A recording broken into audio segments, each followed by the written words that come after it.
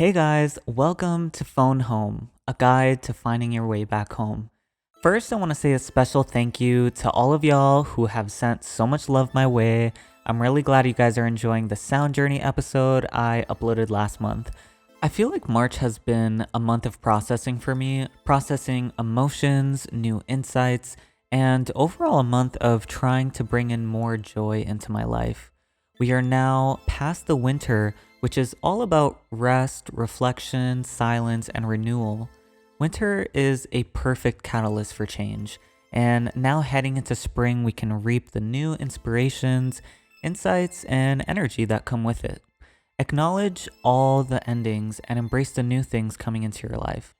For this week's episode, I originally was planning on speaking about Atlantis, but I think I want to focus more on my analysis on what's going on in the world right now, because I think what happened in Atlantis and later Egypt is just repeating history. We've all done this before, and I'm sure some of you out there feel that too. So let's begin. Strap in, grab some tea, maybe a notebook, take 3 deep breaths, and let's start with our channeled message. Are the people around us giving us unconditional love or just looking for someone they can mold? Why are we asking for permission to become who we truly are meant to become? Why are we waiting for other people's approval? How do we show up for each other during this time? A time where we can't physically see each other so easily. Is there something we can offer the collective in order to aid the healing of the planet? We each have our specific soul mission, and I believe we're all about to witness the unfolding of why we incarnated on the planet right now. It's said that many people on the planet right now were once residents of Lemuria and Atlantis. These places were seen as heaven on earth, a place where all living things were equal and able to evolve. I believe we're gonna start building new systems in order to recreate a similar experience for awakened people on the planet. I believe as a collective, we're heading towards what may feel like a state of grieving, in which we're gonna have to let go of all the old systems that kept us in a state of otherness and embrace the realization of the power we really have. The power that was given to us at birth, but through living in a capitalistic society, we have forgotten how strong creators and alchemists we really are. I challenge all of you to be a lighthouse for all of those around you. Help those find the way. Have tough conversations, but find your path first. Be the example and share the tools that have helped you. You hold the structure of your life together, not money, not a career, and not what society does. Let your loved ones, intuition, and mastery of self be your protective barrier. Don't put it all on your shoulders. We're all here to help co-create this transition together. I recently visited California for the first time to visit Mount Shasta and Joshua Tree, 2 popular spiritual sites. Obviously, I'll be there. People have had a multitude of different spiritual experiences at Mount Shasta. For example, some say while on their hike, a guide has come to them and led them into the inside of the mountain, where different beings live like Atlanteans, aliens, fairies, etc. You can read more about this in the book Telos by Aurelia Jones. The name Mount Shasta actually means the mountain of happiness. It's said that the Earth's root chakra lives here, which is tied to grounding, security, safety, which are all things I'm trying to attract more of, so I'm not surprised this mountain has called me at the right time in my journey. I didn't have any strange experiences there, but the area and the mountain definitely have a powerful energy around it. The people, the spiritual tools I found there just hold this energy I can't really describe. When I went to Joshua Tree, I had a very shocking experience while in our Airbnb, in which we believe we were maybe visited by some kind of alien being. I know it sounds crazy. I'd rather not spill the beans here, but if you ask me in person, I'll definitely tell you the whole story. The next morning, we looked outside and found these round imprints in the sand. I even have photos that could maybe be compared to kind of like crop circles. While driving out of Joshua Tree, I saw maybe a UFO, blimp, plane thing, but it looked round, and I got the vibe that it was like when your friends leave your house and they walk you to the front door and say bye. It was slightly above a mountain and was just staying at the same speed of our car. All of these experiences were pretty spooky, but to be honest, I feel like, girl, this is just chapter 1 of this crazy thing I call my life. Once I was home, I started to really analyze this experience and ask myself what this meant and what would a freaking ET want from me. I guess maybe they heard of my podcast. I didn't really research Joshua Tree as much as Mount Shasta before going there, so I didn't know this was a place that had heavy UFO and ET sightings, and the residents there hardly even bat an eyelash.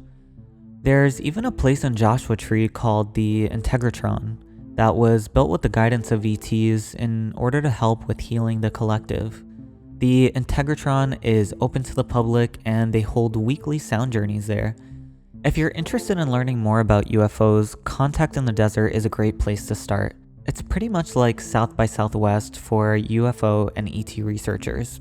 Usually it's held in Joshua Tree, but this year's Contact in the Desert begins virtually on June 25th.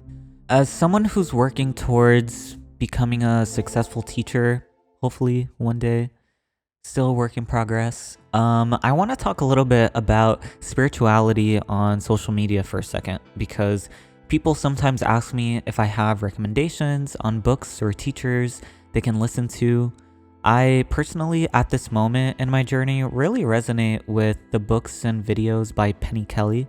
You can find her on YouTube and Amazon. There are others out there, but I think overall she's someone who I really look up to because she embodies the frequency she's talking about, and she isn't afraid to talk about polarizing topics. When we're out there looking for teachers, it's important to use your discernment, but also understand that everyone's voice, including yours, is totally valid. It may not be true from your perspective, but it's still part of someone's unfolding experience. As we heal and learn more, our vibration will raise, allowing us to more easily discern what's in alignment with us at this current moment and what isn't.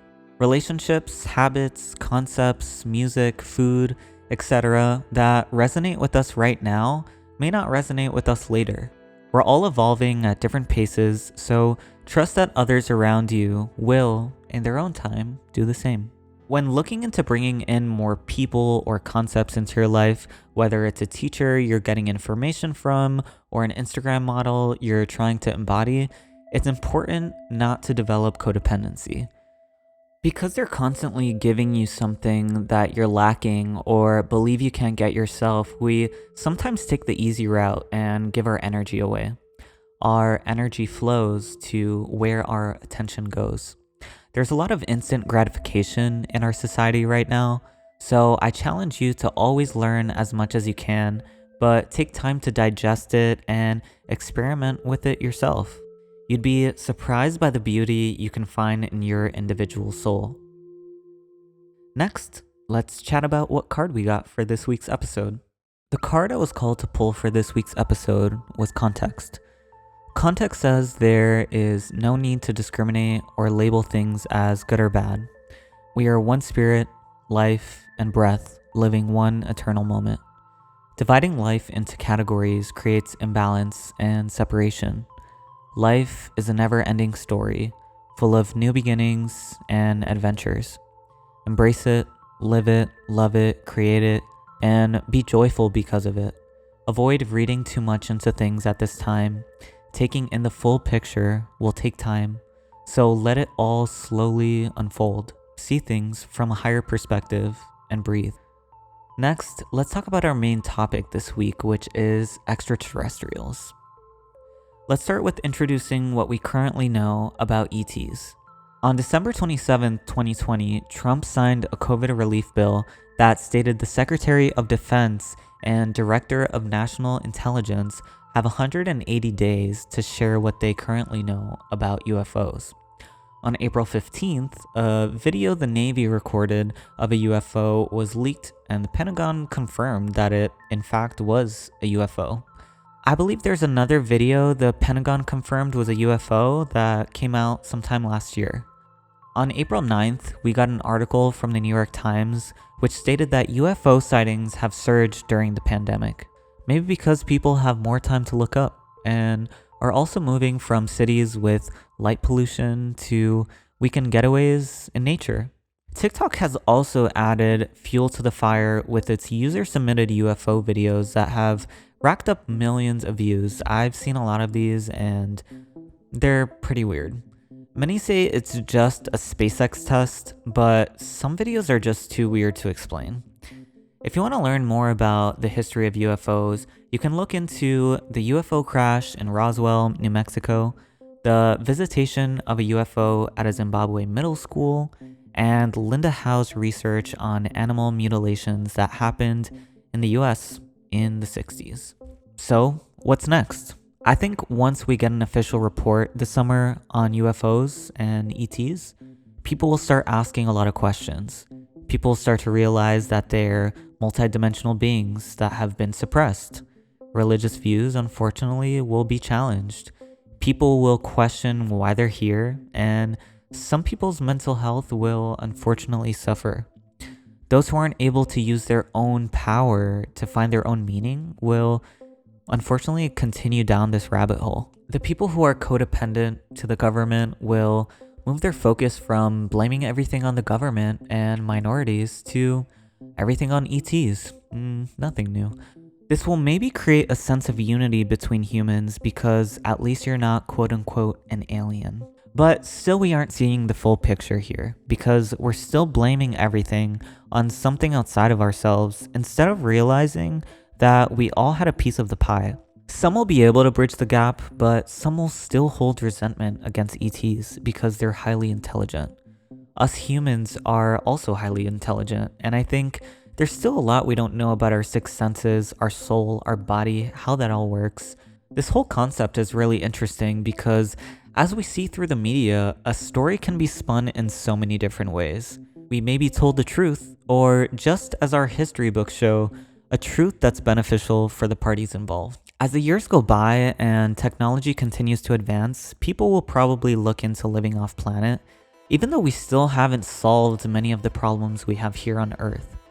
People like Elon Musk are trying, but unfortunately, I don't think launching thousands of satellites into Earth's orbit, which actually changes the way our night sky looks for supposedly faster internet, is nowhere near where our priorities need to be right now. Also, I don't think any of these big companies care about anyone's well-being.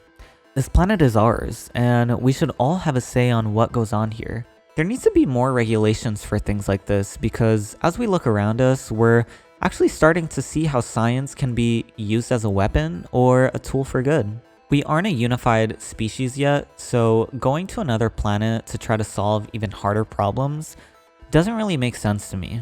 This environment is ideal for our existence. Why do we keep altering the ecosystem for the advancement of technology and people in power?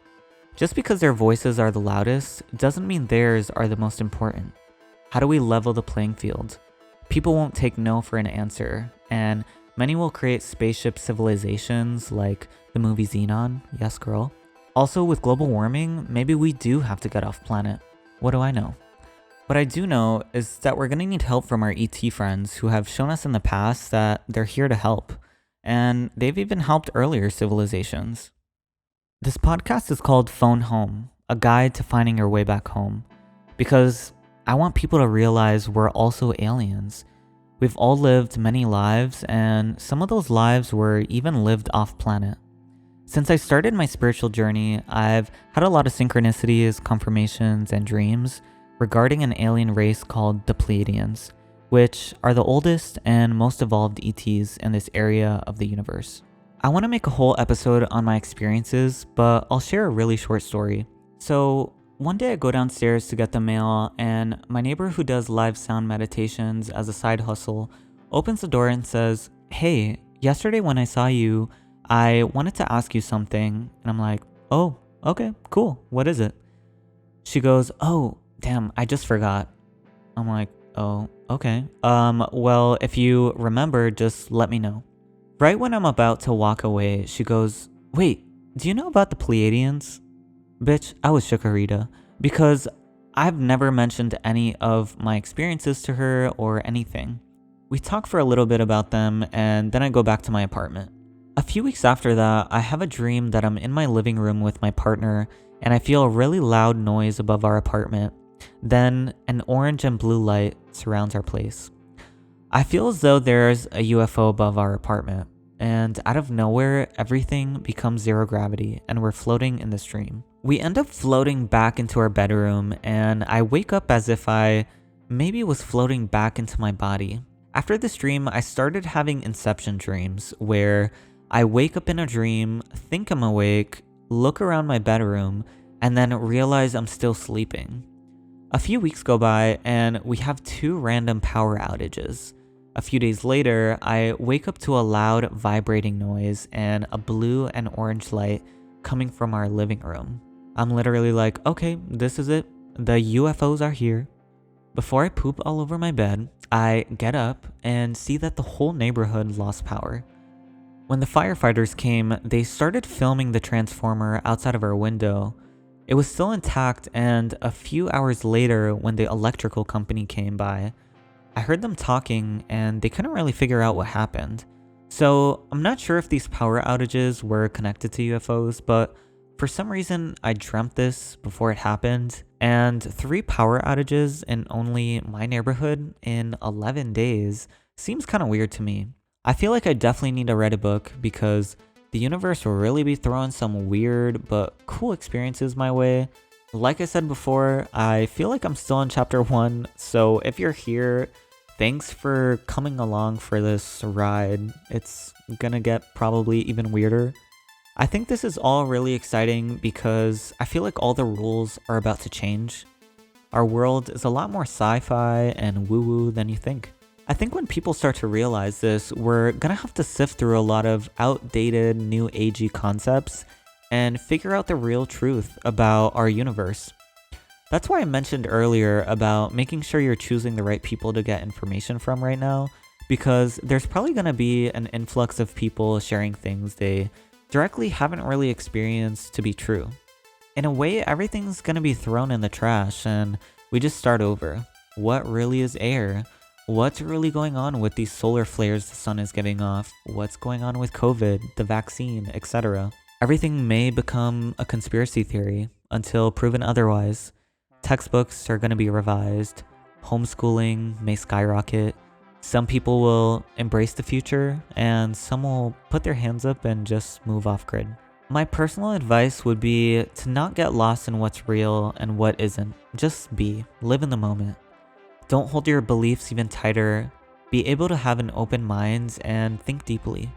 I honestly wish I could just live in the early 2000s and hang out with Ashley Tisdale, but we have to move away from what we thought was normal because that honestly was just fluff.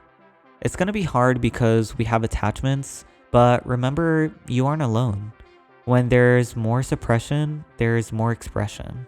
You can only become free when you realize you actually were never free in the first place.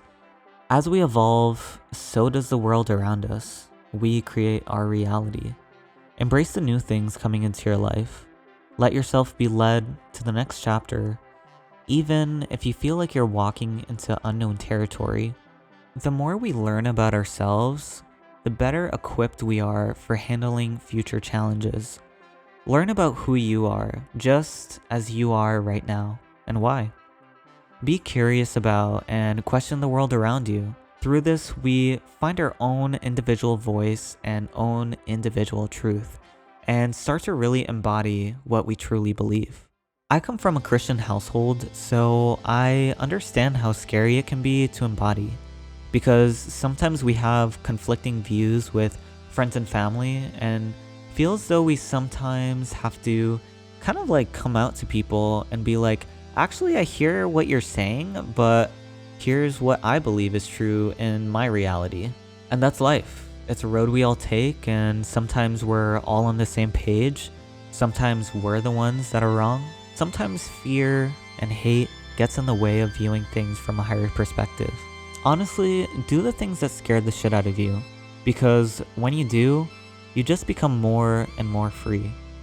Try not to judge what you dislike, and do not sacrifice yourself for an old system.